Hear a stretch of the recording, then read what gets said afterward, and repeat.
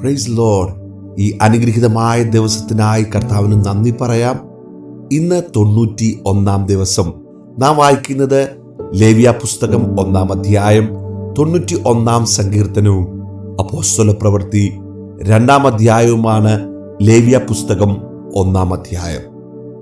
യഹോവ സമാഗമന കൂടാരത്തിൽ വെച്ച് മോശയെ വിളിച്ച് അവനോട് അരുളി ചെയ്തത്, നീ ഇസ്രായേൽ മക്കളോട് സംസാരിച്ച് അവരോട് പറയേണ്ടത് എന്തെന്നാൽ, നിങ്ങളിൽ ആരെങ്കിലും യഹോവയ്ക്ക് വഴിപാട് കഴിക്കുന്നുവെങ്കിൽ കന്നുകാലികളോ ആടുകളോ ആയ മൃഗങ്ങളെ വഴിപാട് കഴിക്കണം.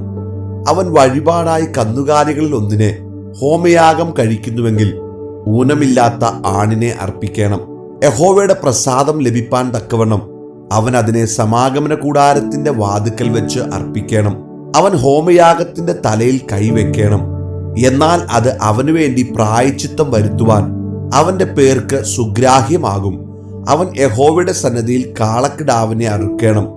അഹരോന്റെ പുത്രന്മാരായ പുരോഹിതന്മാർ അതിന്റെ രക്തം കൊണ്ടുവന്ന് സമാഗമന കൂടാരത്തിന്റെ വാതിൽക്കൽ ഉള്ള യാഗപീഠത്തിന്മേൽ ചുറ്റും തളിക്കണം.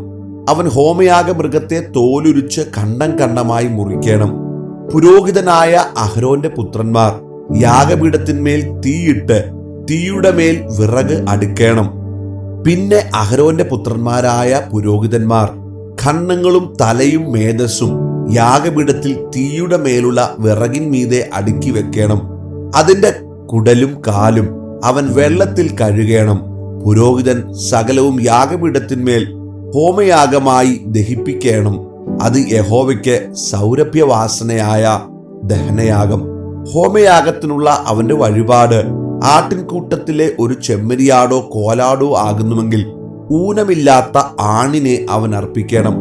അവൻ യഹോവയുടെ സന്നിധിയിൽ യാഗപീഠത്തിന്റെ വടക്ക് വശത്ത് വെച്ച് അതിനെ അറുക്കണം. അഹരോന്റെ പുത്രന്മാരായ പുരോഹിതന്മാർ അതിന്റെ രക്തം യാഗപീഠത്തിന്മേൽ ചുറ്റും തളിക്കണം. അവൻ അതിനെ തലയോടും മേധസ്സോടും കൂടെ ഖണ്ഡം ഖണ്ഡമായി മുറിക്കണം. പുരോഹിതൻ അവയെ യാഗപീഠത്തിൽ തീയുടെ മേലുള്ള വിറകിൻ മീതെ അടുക്കി വെക്കണം. കുടലും കാലും അവൻ വെള്ളത്തിൽ കഴുകണം.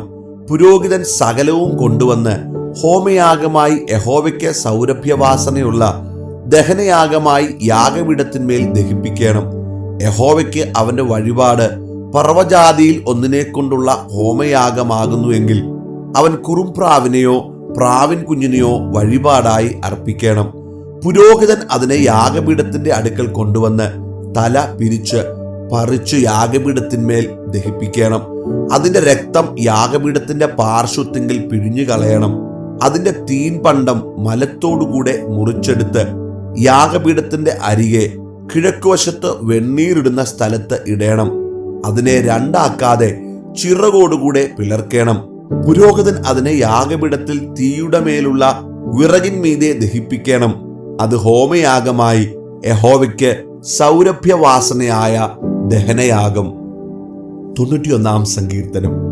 അത്യുന്നതന്റെ മറവിൽ വസിക്കുകയും സർവശക്തന്റെ നിഴലിൻ കീഴിൽ പാർക്കുകയും ചെയ്യുന്നവൻ യഹോവയെക്കുറിച്ച്, അവൻ എൻ്റെ സങ്കേതവും കോട്ടയും ഞാൻ ആശ്രയിക്കുന്ന എൻ്റെ ദൈവവും എന്ന് പറയുന്നു. അവൻ നിന്നെ വേട്ടക്കാരന്റെ കണിയിൽ നിന്നും നാശകരമായ മഹാമാരിയിൽ നിന്നും വിടുവിക്കും. തൻ്റെ തൂവലുകൾ കൊണ്ട് അവൻ നിന്നെ മറയ്ക്കും. അവന്റെ ചിറകിൻ കീഴിൽ നീ ശരണം പ്രാപിക്കും. അവന്റെ വിശ്വസ്തത നിനക്ക് പരിചയും പലകയുമാകുന്നു.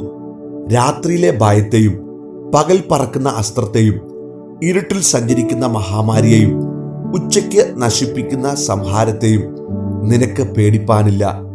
നിന്റെ വശത്ത് 1000 പേരും നിന്റെ വലത്തുവശത്ത് 10,000 പേരും വീഴും, എങ്കിലും അത് നിന്നോട് അടുത്തു വരികയില്ല. നിന്റെ കണ്ണുകൊണ്ട് തന്നെ നീ നോക്കി ദുഷ്ടന്മാർക്ക് വരുന്ന പ്രതിഫലം കാണും. യഹോവേ, നീ എൻ്റെ സങ്കേതമാകുന്നു. നീ അത്യുന്നതനെ നിന്റെ വാസസ്ഥലമാക്കിയിരിക്കുന്നു. ഒരു അനർത്ഥവും നിനക്ക് ഭവിക്കയില്ല. ഒരു ബാധയും നിന്റെ കൂടാരത്തിന് അടുക്കയില്ല. നിന്റെ എല്ലാ വഴികളിലും നിന്നെ കാക്കേണ്ടതിന് അവൻ നിന്നെക്കുറിച്ച് തന്റെ ദൂതന്മാരോട് കൽപ്പിക്കും. നിന്റെ കാൽ കല്ലിൽ തട്ടിപ്പോകാതിരിക്കേണ്ടതിന് അവർ നിന്നെ കൈകളിൽ വഹിച്ചുകൊള്ളും. സിംഹത്തിന്മേലും അണലിമേലും നീ ചവിട്ടും. ബാലസിംഹത്തെയും പെരുമ്പാമ്പിനെയും നീ മെതിച്ചു കളയും. അവൻ എന്നോട് പറ്റിയിരിക്കയാൽ ഞാൻ അവനെ വിടുവിക്കും. അവൻ എൻ്റെ നാമത്തെ അറിയിയാൽ ഞാൻ അവനെ ഉയർത്തും. അവൻ എന്നെ വിളിച്ചപേക്ഷിക്കും, ഞാൻ അവന് ഉത്തരമരുളും. കഷ്ടകാലത്ത് ഞാൻ അവനോട് കൂടെയിരിക്കും. ഞാൻ അവനെ വിടുവിച്ച് മഹത്വപ്പെടുത്തും. ദീർഘായുസ് കൊണ്ട് ഞാൻ അവന് തൃപ്തി വരുത്തും. എൻ്റെ രക്ഷയെ അവന് കാണിച്ചു കൊടുക്കും. അപ്പോസ്തല പ്രവൃത്തി 2-ാം അധ്യായം. പെന്തിക്കോസ്ത് നാൾ വന്നപ്പോൾ എല്ലാവരും ഒരു സ്ഥലത്ത് ഒന്നിച്ചു കൂടിയിരുന്നു. പെട്ടെന്ന് കൊടിയ കാറ്റടിക്കുന്നത് പോലെ ആകാശത്തു നിന്ന് ഒരു മുഴക്കമുണ്ടായി.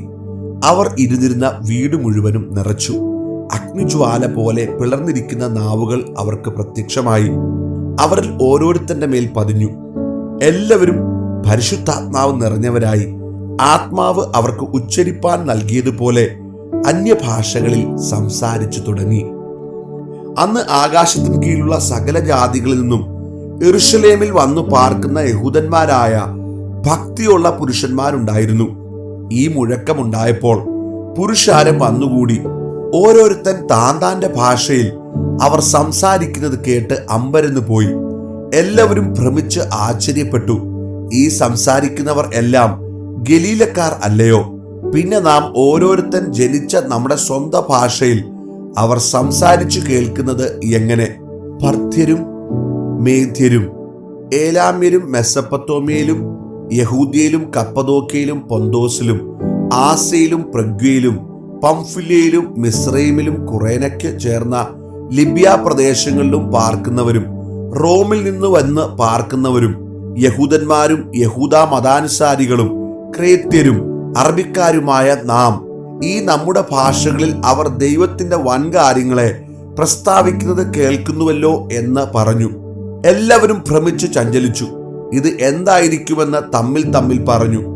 ഇവർ പുതുവീഞ്ഞു കുടിച്ചിരിക്കുന്നു എന്ന് മറ്റു ചിലർ പരിഹസിച്ചു പറഞ്ഞു.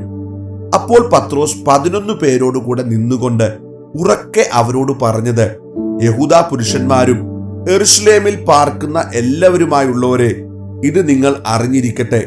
എന്റെ വാക്ക് ശ്രദ്ധിച്ചുകൊള്ളുവീൻ. നിങ്ങൾ ഊഹിക്കുന്നത് പോലെ ഇവർ ലഹരി പിടിച്ചവരല്ല. പകൽ 3-ാം മണി നേരമേ ആയിട്ടുള്ളുവല്ലോ. ഇത് യോവേൽ പ്രവാചകൻ മുഖാന്തരം അരുളി ചെയ്തതത്രേ. അതെന്തെന്നാൽ, അന്ത്യകാലത്ത് ഞാൻ സകല ജഡത്തിന്മേലും എൻ്റെ ആത്മാവിനെ പകരും. നിങ്ങളുടെ പുത്രന്മാരും പുത്രിമാരും പ്രവചിക്കും. നിങ്ങളുടെ യൗവനക്കാർ ദർശനങ്ങൾ ദർശിക്കും. നിങ്ങളുടെ വൃദ്ധന്മാർ സ്വപ്നങ്ങൾ കാണും. എൻ്റെ ദാസന്മാരുടെ മേലും ദാസിമാരുടെ മേലും കൂടെ ഞാൻ ആ നാളുകളിൽ എൻ്റെ ആത്മാവിനെ പകരും. അവരും പ്രവചിക്കും. ഞാൻ മീതെ ആകാശത്തിൽ അത്ഭുതങ്ങളും താഴെ ഭൂമിയിൽ അടയാളങ്ങളും കാണിക്കും. രക്തവും തീയും പുകയാവിയും തന്നെ. കർത്താവിന്റെ വലുതും പ്രസിദ്ധവുമായ നാൾ വരും മുമ്പേ സൂര്യൻ ഇരുളായും ചന്ദ്രൻ രക്തമായും മാറിപ്പോകും. എന്നാൽ കർത്താവിന്റെ നാമം വിളിച്ചപേക്ഷിക്കുന്നവൻ ഏവനും രക്ഷിക്കപ്പെടും എന്ന് ദൈവം അരുളി ചെയ്യുന്നു. ഇസ്രായേൽ പുരുഷന്മാരെ, ഈ വചനം കേട്ടുകൊള്ളുവിൻ. നിങ്ങൾ തന്നെ അറിയും പോലെ ദൈവം അവനെ കൊണ്ട് നിങ്ങളുടെ നടുവിൽ ചെയ്യിച്ച ശക്തികളും അത്ഭുതങ്ങളും അടയാളങ്ങളും കൊണ്ട് ദൈവം നിങ്ങൾക്ക് കാണിച്ചു തന്ന പുരുഷനായി നസറനായ യേശുവിനെ ദൈവം തന്റെ സ്ഥിരനിർണയത്താലും മുന്നറിവിനാലും ഏൽപ്പിച്ചിട്ട് നിങ്ങൾ അവനെ അധർമ്മികളുടെ കൈയാൽ തറപ്പിച്ചു കൊന്നു. ദൈവമോ മരണപാശങ്ങളെ അഴിച്ചിട്ട് അവനെ ഉയർത്തെഴുന്നേൽപ്പിച്ചു. മരണം അവനെ പിടിച്ചു വെക്കുന്നത് അസാധ്യമായിരുന്നു. ഞാൻ കർത്താവിനെ എപ്പോഴും എൻ്റെ മുമ്പിൽ കണ്ടിരിക്കുന്നു. അവൻ എൻ്റെ വലത്തുഭാഗത്തിരിക്കിയാൽ ഞാൻ കുലുങ്ങിപ്പോകയില്ല. അതുകൊണ്ട് എൻ്റെ ഹൃദയം സന്തോഷിച്ചു, എൻ്റെ നാവ് ആനന്ദിച്ചു. എൻ്റെ ജഡവും പ്രത്യാശയോടെ വസിക്കും. നീ എൻ്റെ പ്രാണനെ പാതാളത്തിൽ വിടുകയില്ല. നിന്റെ പരിശുദ്ധനെ ദ്രവത്വം കാണുവാൻ സമ്മതിക്കുകയുമില്ല. നീ ജീവമാർഗങ്ങളെ എന്നോട് അറിയിച്ചു. നിന്റെ സന്നിധിയിൽ എന്നെ സന്തോഷപൂർണനാക്കും എന്ന് ദാവീദ് അവനെക്കുറിച്ച് പറയുന്നുവല്ലോ. സഹോദരന്മാരായ പുരുഷന്മാരെ, ഗോത്രപിതാവായ ദാവീദിനെ കുറിച്ച് അവൻ മരിച്ച് അടക്കപ്പെട്ടു എന്ന് എനിക്ക് നിങ്ങളോട് ധൈര്യമായി പറയാം. അവന്റെ കല്ലറ ഇന്നുവരെ നമ്മുടെ ഇടയിലുണ്ടല്ലോ. എന്നാൽ അവൻ പ്രവാചകനാകയാൽ ദൈവം അവന്റെ കടിപ്രദേശത്തിന്റെ ബലത്തിൽ നിന്ന് ഒരുത്തനെ അവന്റെ സിംഹാസനത്തിൽ ഇരുത്തുമെന്ന് തന്നോട് സത്യം ചെയ്ത് ഉറപ്പിച്ചുവെന്ന് അറിഞ്ഞിട്ട് അവനെ പാതാളത്തിൽ വിട്ടുകളഞ്ഞില്ല. അവന്റെ ജഡം ദ്രവത്വം കണ്ടതുമില്ല എന്ന് ക്രിസ്തുവിന്റെ പുനരുദ്ധാനം മുമ്പുകൂട്ടി കണ്ടു പ്രസ്താവിച്ചു. ഈ യേശുവിനെ ദൈവം ഉയർത്തെഴുന്നേൽപ്പിച്ചു. അതിന് ഞങ്ങൾ എല്ലാവരും സാക്ഷികളാകുന്നു. അവൻ ദൈവത്തിന്റെ വലത്തുഭാഗത്തേക്ക് ആരോഹണം ചെയ്ത് പരിശുദ്ധാത്മാവെന്ന വാഗ്ദത്തം പിതാവിനോട് വാങ്ങി. നിങ്ങൾ ഈ കാണുകയും കേൾക്കുകയും ചെയ്യുന്നത് പകർന്നു തന്നു. ദാവീദ് സ്വർഗാരോഹണം ചെയ്തില്ലല്ലോ. എന്നാൽ അവൻ, ഞാൻ നിന്റെ ശത്രുക്കളെ നിന്റെ പാദപീഠമാക്കുവോളം നീ എന്റെ വലത്തുഭാഗത്ത് ഇരിക്ക എന്ന് കർത്താവിനോട് അരുളി ചെയ്തു എന്ന് പറയുന്നു. ആകയാൽ നിങ്ങൾ ക്രൂശിച്ച ഈ യേശുവിനെ തന്നെ ദൈവം കർത്താവും ക്രിസ്തുവുമാക്കി വെച്ചുവെന്ന് ഇസ്രായേൽ ഗൃഹം ഒക്കെയും നിശ്ചയമായി അറിഞ്ഞുകൊള്ളട്ടെ. ഇത് കേട്ടിട്ട് അവർ ഹൃദയത്തിൽ കുത്തുകൊണ്ട് പത്രോസിനോടും ശേഷം അപ്പോസ്തലന്മാരോടും, സഹോദരന്മാരായ പുരുഷന്മാരെ, ഞങ്ങൾ എന്തു ചെയ്യേണ്ടു എന്ന് ചോദിച്ചു. പത്രോസ് അവരോട്, നിങ്ങൾ മാനസാന്തരപ്പെട്ട് നിങ്ങളുടെ പാപങ്ങളുടെ മോചനത്തിനായി ഓരോരുത്തൻ യേശുക്രിസ്തുവിന്റെ നാമത്തിൽ സ്നാനമേൽപ്പിൻ. എന്നാൽ പരിശുദ്ധാത്മാവ് എന്ന ദാനം ലഭിക്കും. വാഗ്ദത്തം നിങ്ങൾക്കും നിങ്ങളുടെ മക്കൾക്കും നമ്മുടെ ദൈവമായ കർത്താവ് വിളിച്ചു വരുത്തുന്ന ദൂരസ്ഥന്മാരായ ഏവർക്കും ഉള്ളതല്ലോ എന്ന് പറഞ്ഞു. മറ്റു പല വാക്കുകളാലും അവൻ സാക്ഷ്യം പറഞ്ഞു അവരെ പ്രബോധിപ്പിച്ചു. ഈ വക്രതയുള്ള തലമുറയിൽ നിന്ന് രക്ഷിക്കപ്പെടുവീൻ എന്ന് പറഞ്ഞു. അവന്റെ വാക്ക് കൈക്കൊണ്ടവർ സ്നാനമേറ്റു. അന്ന് 3000-ഓളം പേർ അവരോട് ചേർന്നു. അവർ അപ്പോസ്തലന്മാരുടെ ഉപദേശം കേട്ടും കൂട്ടായ്മ ആചരിച്ചും അപ്പം നുറുക്കിയും പ്രാർത്ഥന കഴിച്ചും പോന്നു. എല്ലാവർക്കും ഭയമായി. അപ്പോസ്തലന്മാരാൽ ഏറിയ അത്ഭുതങ്ങളും അടയാളങ്ങളും നടന്നു. വിശ്വസിച്ചവർ എല്ലാവരും ഒരുമിച്ചിരുന്നു. സകലവും പൊതുവക എന്ന് എണ്ണുകയും ജന്മഭൂമികളും വസ്തുക്കളും വിറ്റ് അവനവന് ആവശ്യമുള്ളതുപോലെ എല്ലാവർക്കും പങ്കിടുകയും ഒരുമനപ്പെട്ട് ദിനംപ്രതി ദൈവാലയത്തിൽ കൂടി വരികയും വീട്ടിൽ അപ്പം നുറുക്കിക്കൊണ്ട് ഉല്ലാസവും ഹൃദയപരമാർത്ഥതയും പൂണ്ട് ഭക്ഷണം കഴിക്കുകയും ദൈവത്തെ സ്തുതിക്കുകയും സകല ജനത്തിന്റെയും കൃപ അനുഭവിക്കുകയും ചെയ്തു. കർത്താവ് രക്ഷിക്കപ്പെടുന്നവരെ ദിനംപ്രതി സഭയോട് ചേർത്തുകൊണ്ടിരുന്നു.